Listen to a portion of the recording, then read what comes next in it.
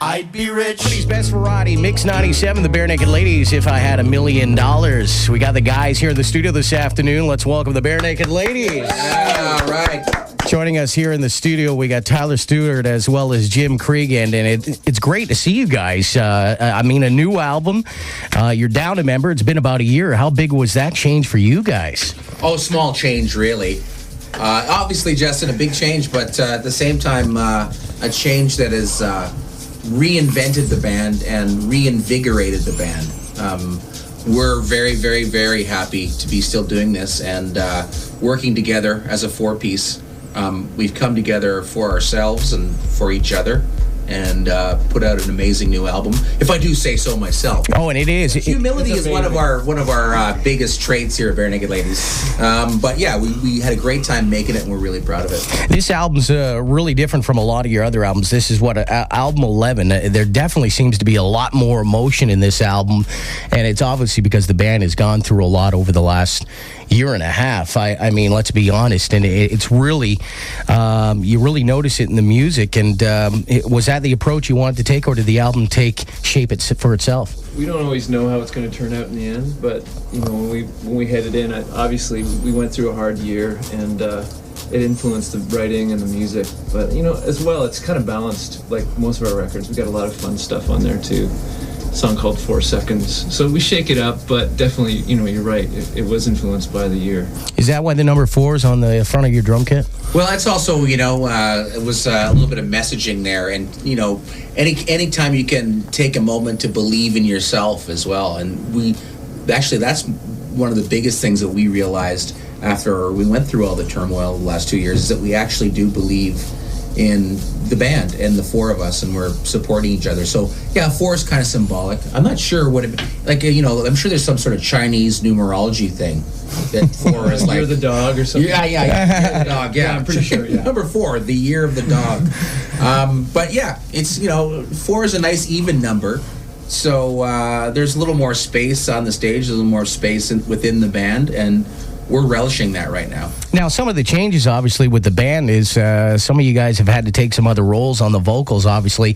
And I saw in your videos on your website how you've gone back to some of the old songs and kind of did some rearrangements in a way. Was that kind of tough as a band to kind of say? Actually, it was. We never have rehearsed, and we just in the past fall we just sat down and went, okay, let's meet 4 times a week, and let's kind of reinvent these songs and you know, for some songs of the older songs, it'll play electric, or we shaked up the backup vocals. But ultimately, we were rehearsing and hanging out and going out to lunch with each other, and it was. And in a way, it feels like you know, that obviously there's got to be an aspiring element to that. I mean, in a creative sense, like it's just like things are starting all over. It's something new. Absolutely. You know what I mean? Yeah. Very, very much so. Like reinvention, I think is a good word, Justin, because you know, there's a lot of songs that Ed co-wrote with Steve over the years, so Ed has taken over the vocals on those, and you know, a lot of us are covering the backups and on some of the other stuff. But there's songs, you know, we know so well because we've been playing them for 20 years. So to have the opportunity to actually kind of reinvent and you know, take it apart to see how it works is a lot of fun. Michael helped out with this album again. Obviously, a relationship you guys are really comfortable with as a producer, but you can definitely tell he helps you guys out. And I've heard in interviews you guys have even said that, you know, this is a guy that brings out the best of the Barenaked Ladies. Yeah, I mean, it's great to perform for Michael Phillip, Voivoda. Like the guy, he brought us into our first ever recorded record. Yeah. To that point, we were just doing 4-track versions, you know, over the market. In your basement. Yeah, in our basement. So he really sort of brought us into making records for the first time, and so it was nice as we were reinventing ourselves to get back. And you know, he's such an experimental guy. He kind of pushed us to try new stuff, and we were totally game. So you guys did experiment with some new technologies and maybe techniques, and you guys weren't afraid to do that? Yeah, we actually tried singing the entire album through auto-tune, like every planet does. No, actually, we didn't do any of that. But Michael, he's such a Jim mentioned he's an experimental guy.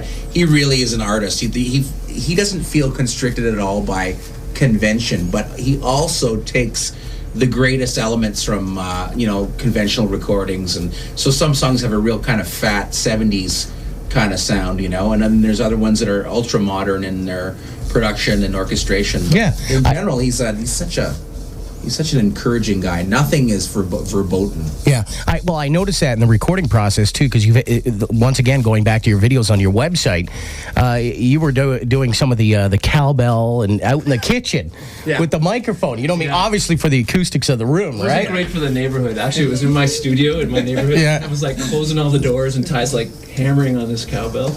And I was like, all right, the neighborhood's just got to give us a free cowbell session here. I'm surprised a herd of Holsteins. Well, it definitely looks like you guys had fun making the album. The name of the album is All in Good Time, and it comes out March 23rd in Canada, the 30th in the U.S., and I love that you're releasing it first in Canada.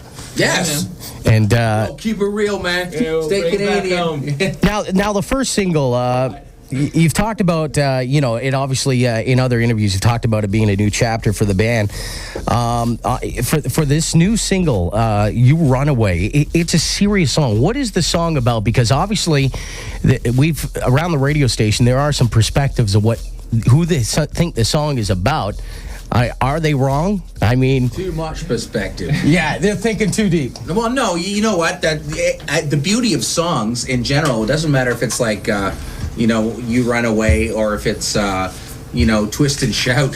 You can infer any kind of meaning you want onto it. And if it touches you emotionally somehow, or makes you think of people, then the song's done its job. And that's what music is all about. You got it. Absolutely. That, of course, shaking your butt. The Barenaked Ladies with us live here in the studio. We're here with Tyler and Jim. Let's play the title track from the new album, which comes out once again March 23rd in Canada. All in Good Time. This is called You Run Away from Mix 97. Mix 97 FM.